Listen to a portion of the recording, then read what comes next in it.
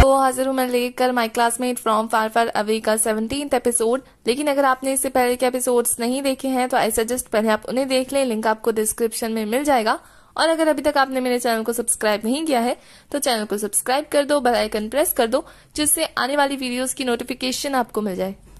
तो episode start होता है, हमें दिखाया जाता है कि फैनगाई जो है वहां से जाने की तैयारी करी होती है, पर जिन आकर उससे पूछताछ स्टार्ट कर देता है और उससे पूछता है कि वो नोट कहाँ है जो उसने लिखा है, जिसपे फैनगाई उसके पास से एक एनवेलप निकाल के देती है और हमारा जिन जो है गुस्से में उस एनवेलप को मारता है, पर उसमें उसे कुछ भी सस्पिशियस नहीं दिखता है। तो फैनगाई इमोशनल होकर कहती है कि ये लेटर मेरे पास हमेशा रहता है, पर मैंने इसे कभी नहीं खोला, पर तुमने इसे खोल दिया, और सैड हो जाती है। तो जिन वहां से चला जाता है तो फैनगाई भी गुस्से में वहां से जारी होती है और वो लेटर को बहुत ही अजीब तरीके से देखकर वहां से चली जाती है। उसके बाद सीन शिफ्ट होता है, हमें दिखाया जाता है कि गुई जो है वो एरका से पूछताछ कर रही होती है कि उस पत्थर की वजह से जो इंटरस्टेलर गेट पे ओपन होने वाला था वो कैसे ओपन होगा, जिसपे एरका उसे बताता है कि उसके लिए बहुत सारी पावर लगेगी जो कि अभी अवेलेबल नहीं है। तो गुई से पूछती है कितनी, तो वो कहता है कि तुम्हारी मेंटल पावर उतनी पावर, क्योंकि तुम जनरल थी ना।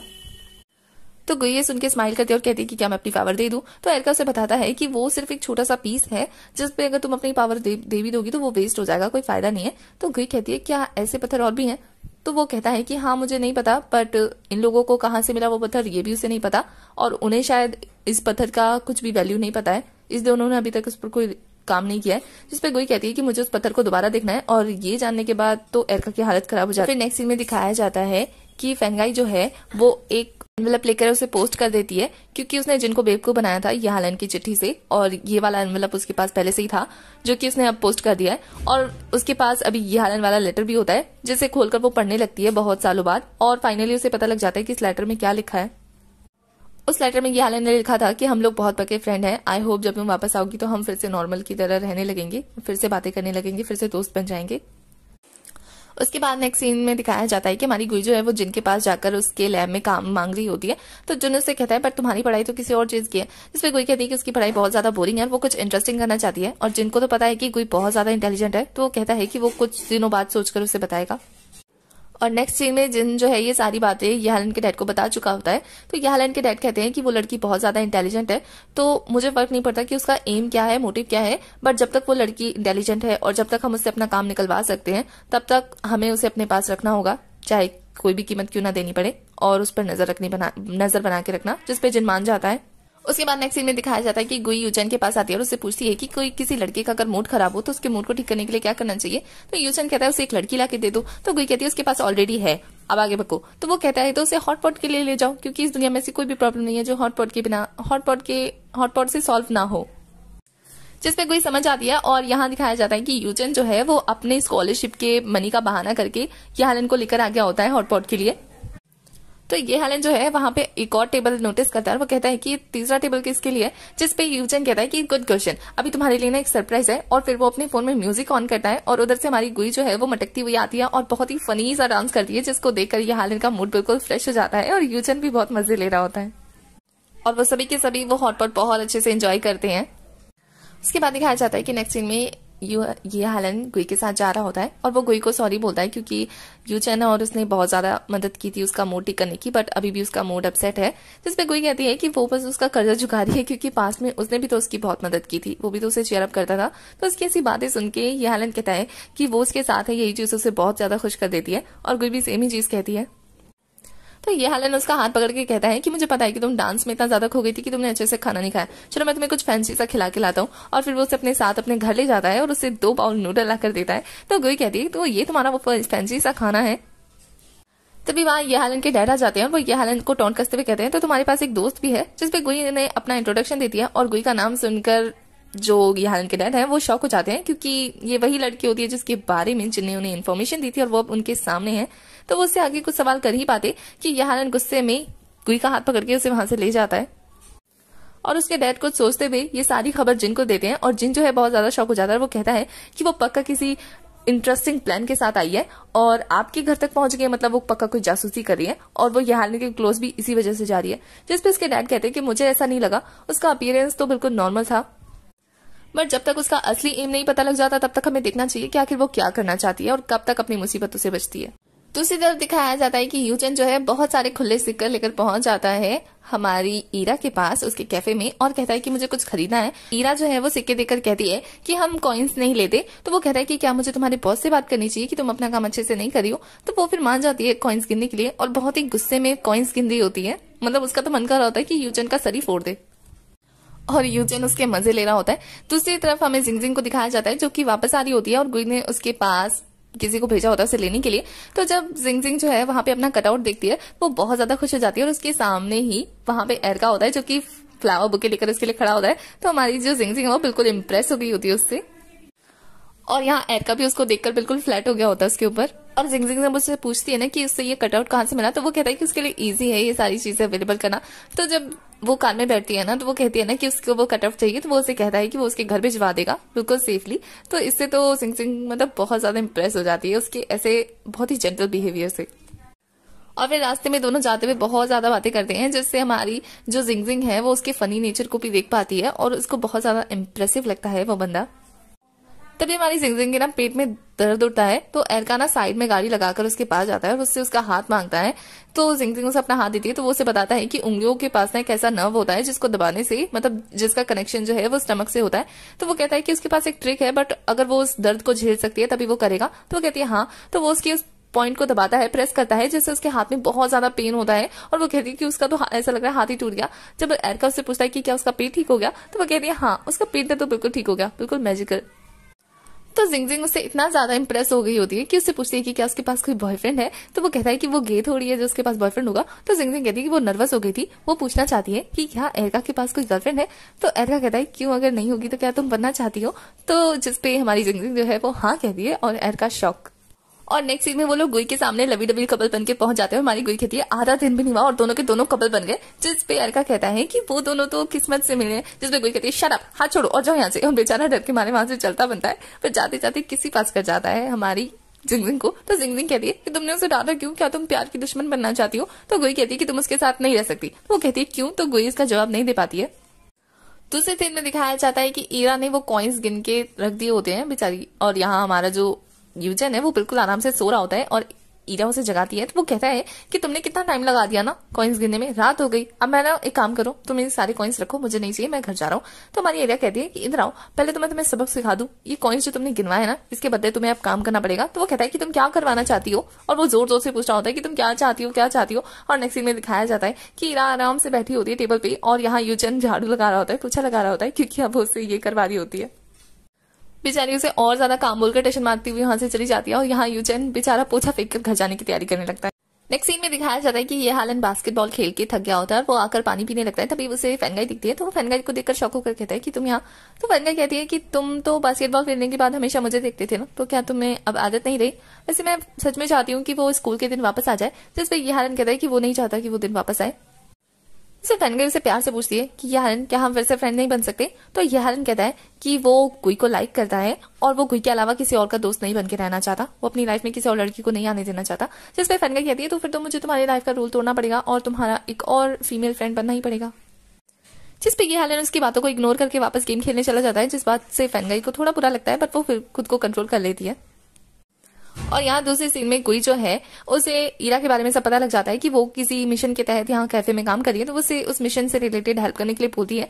जिस पे ईरा जो है वो गुई को मना करती है कि वो ज्यादा स्ट्रेस ना ले वो अभी अभी कोमा से उठी है तो अपनी लाइफ को एंजॉय करे इन सारे चक्करों में ना पड़े।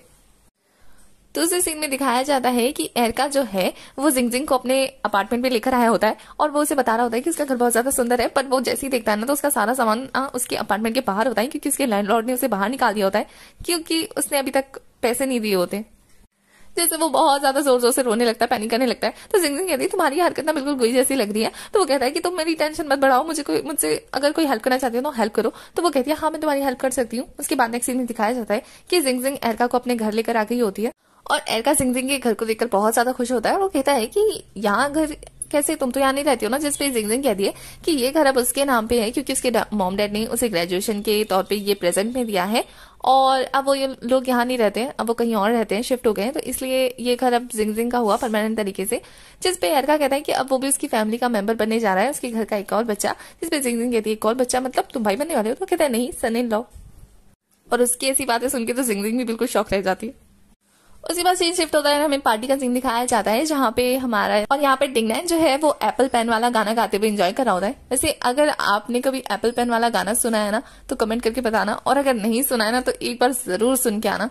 और इस पार्टी में ना सभी के सभी मौजूद होते हैं, जहाँ एरिका जो है जैसे उसे पता लगता है कि ईरा गुई की बेस्ट फ्रेंड है तो वो कहता है कि मैं तुम्हारा बॉस हूँ लेकिन तुम मेरे बॉस की फ्रेंड हो, तो तुम्हें अगर किसी भी चीज की जरूरत हो ना बस मुझे बता देना। तो ईरा कहती है कि ज्यादा फॉर्मल होने की जरूरत नहीं है, बस मेरी सैलरी टाइम पे दे देना। तो वो खुश हो जाता है। और यहाँ दूसरी तरफ यूचन कहता है कि डिंगनैन से कि तुम्हें यकीन नहीं हो रहा होगा ना कि मुझ जैसा स्मार्ट हैंडसम बॉय अभी तक सिंगल है, तुम जेलस हो ना कि मैं इतना ज्यादा जीनियस हूँ। तो वो उसे दिलासा देकर चला जाता है। तो उसके जाते ही ना उसकी नजर ईरा से पड़ती है, तो वो ईरा को देखकर कहता है भले ही मैं जिंदगी भर सिंगल रहूं पर तुम्हें अपनी गर्लफ्रेंड कभी नहीं बनाऊंगा। तो वो ईरा कहती है तो तुम्हें अपना बॉयफ्रेंड बनाऊंगी भी नहीं। तो वो कहता है हाँ बैड टेस्ट। और यहाँ गुई डिंगनैन ये डिस्कस कर रहे होते हैं कि अच्छा हुआ कि गुई को एरिका पसंद नहीं आया, वरना बेचारी जिंदगी अभी भी सिंगल रह गई होती है। और वो सभी के सभी बहुत ज्यादा एंजॉय करने लगते हैं उस पार्टी को। और जैसे ही सभी के सभी पार्टी खत्म करके वापस जा रहे होते हैं तो ये हालेन को सडनली याद आता है कि वो अपना जैकेट भूल गया है। तो वो सभी को सॉरी बोलकर वहां से जैकेट लेने के लिए चला जाता है। और यहाँ दिखाया जाता है कि उस रूम में एरिका मौजूद होता है। वहां पे एक ड्रंक आदमी आ जाता है जिसके साथ एरिका की लड़ाई स्टार्ट हो जाती है। और वो ड्रंक आदमी एरिका का पीछा नहीं छोड़ रहा होता है। तो एरिका अपनी पावर की मदद से एक बोतल उठाकर उसके सर पे मारता है जिससे वो आदमी बेहोश हो जाता है। और उसे ऐसा करते हुए ये हालन देख लेता है, जिसको देखकर तो एरिका की सिटी पिटी गुल हो जाती है। और यहाँ कोई बहुत देर से ये हालन का वेट कर रही होती है क्योंकि सब लोग जा चुके होते हैं और ये हालन अभी तक नहीं आया। तो उसे कुछ गड़बड़ लगती है और वो वहां जाकर देखती है तो वहां पे उससे वो ड्रंक आदमी दिखता है, बट वहां पे और कोई नहीं था। तो वो अपनी मेंटल पावर का यूज करती है और पता लगाती है कि ये हालन कहाँ है। यहाँ दिखाया जाता है कि एरिका उसे लेकर सी साइड पे आ गया होता है।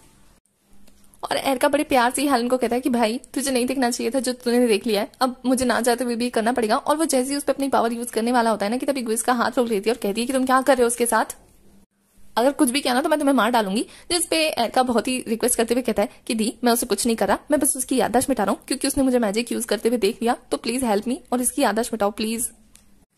जिसपे गुई ये हालन के पास आती है और कहती है कि मैं उसे कोई भी चोट नहीं बोलना चाहती, ये उसे हर्ट करता है तो ये जैसा है वैसे ही रहने दो। जिसपे एरिका कहता है कि क्या तुम मरवाना चाहती हो हम दोनों को, हमें यहाँ से वापस जाना है तो तब तक किसी को नहीं पता लगने देना है, तो प्यार में अंधी मत बनो, इसको जल्दी से ठीक कर दो। तो गुई जो है वहां से जाने लगती है, बट एरिका की काफी फोर्स करने के बाद वो मान जाती है। उसके बाद दिखाया जाता है कि ये हालन जो है वो नींद से उठता है उसी रूम में, बेचारे को कुछ भी याद नहीं होता है, वहां से उठते ही चलता। और यहाँ गुई के जो मॉम डैड है वो ये हालन को जाते हुए देख लेते हैं और उसके पास जाकर उसे प्यार से पूछने लगते हैं कि वो स्कूल कॉलेज नहीं गया, जिसपे वो अपना बहाना बताता है। तो ये हालन के मॉम डैड उसे ना लंच में इनवाइट कर लेते हैं और अपने साथ पकड़ कर ले जाते हैं, अपने घर में खाना खिलाने लगते हैं और बहुत ज्यादा खातिरदारी करते हैं, उसको अपना दूसरा बेटा भी बोल देते हैं।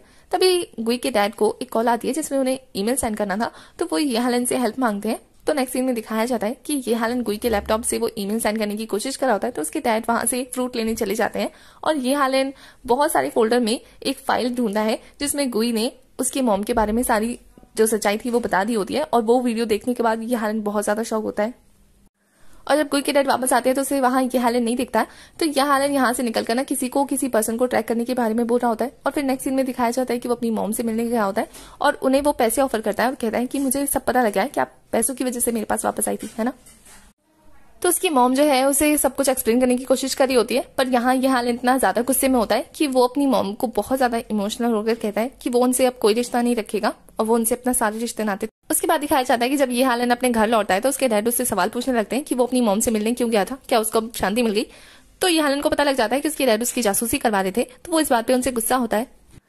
ये हालन के डैड उसे समझाने की कोशिश करते हैं कि उसकी मॉम शुरू से यूज करती आई है, पहले उन्होंने उसका यूज किया और अब वो अपने बेटे का यूज कर रही है। 9 साल पहले भी वो उसे इसी वजह से छोड़ के गई थी क्योंकि उसे अपना वो लवर पैसों के साथ मिल गया था और अब फिर से वही वो यूज करने आई है। वो हर बार अपनी मॉम को ही क्यों चूज करता है, जिसपे ये हालन कहता है कि क्या उनके डैड और मदर को क्या उसकी फीलिंग्स की कोई परवाह नहीं है, दोनों आपस में लड़ने पे तुले हुए हैं। और वो बहुत ज्यादा गुस्सा करके वहां से चले जाते हैं और उसके डैड बिल्कुल हेल्पलेस हो जाते हैं यहाँ पे। और यहाँ दूसरे सीन में दिखाया जाता है कि गुई को अपना लैपटॉप खुला हुआ देखकर समझ में आ जाता है कि किसी ने उसके लैपटॉप को छुआ है। तो वो बाहर आकर अपने मॉम डैड पे गुस्सा करने लगते हैं और कहती है कि उसके लैपटॉप को किसने छुआ। तो उसकी मॉम कहती है कि तुम्हारे डैड ने। तो उसके डैड कहते हैं मैंने नहीं, ये हालन ने मेरी हेल्प की थी ईमेल सेंड करने में। तो गुई को जब ये पता लगता है कि ये हालन ने उसका लैपटॉप छुआ है तो वो कहती है कि क्या उसने कुछ कहा, जिसपे उसकी मॉम कहती नहीं उसने कुछ नहीं कहा और वह यहाँ से चुपचाप चला गया। जिसपे गुई को बहुत तेज गुस्सा आता है, वो जाकर अपने रूम का दरवाजा जोर से बंद कर दिया। उसकी मॉम कहती है इसको क्या हुआ, तो उसके डैड कहते हैं कि वो गुस्सा है। और यहाँ दूसरी तरफ यहालन स्विमिंग करते हुए वही सारी चीजें सोच रहा होता है जो गुई की वीडियो में थी, और उसे प्लैनेट स्कॉर्पियस के बारे में पता लग गया होता है। मतलब गुई ने उस वीडियो में जो भी अपने बारे में बताया होता है सब यहालन को पता लग गया होता है कि वो यहालन को हर्ट नहीं करना चाहती। तो वो कहता है कि मुझे क्या अभी भी तुम्हारे बारे में कुछ भी नहीं पता, तुम ऐसी बकवास क्यों कर रही थी, मुझे जानना होगा। और गुई जो है यहाँ यहालन को फोन मिलाने की कोशिश कर रही होती है और यहालन उसके फोन को अवॉइड कर रहा होता है। तो गुई बार बार उसे फोन मिला रही होती है कि यहालन तो अब फोन को ही पटक देता है कि अब उसे बात ही नहीं करनी। मतलब वो बहुत ज्यादा गुस्सा होता है गुई से।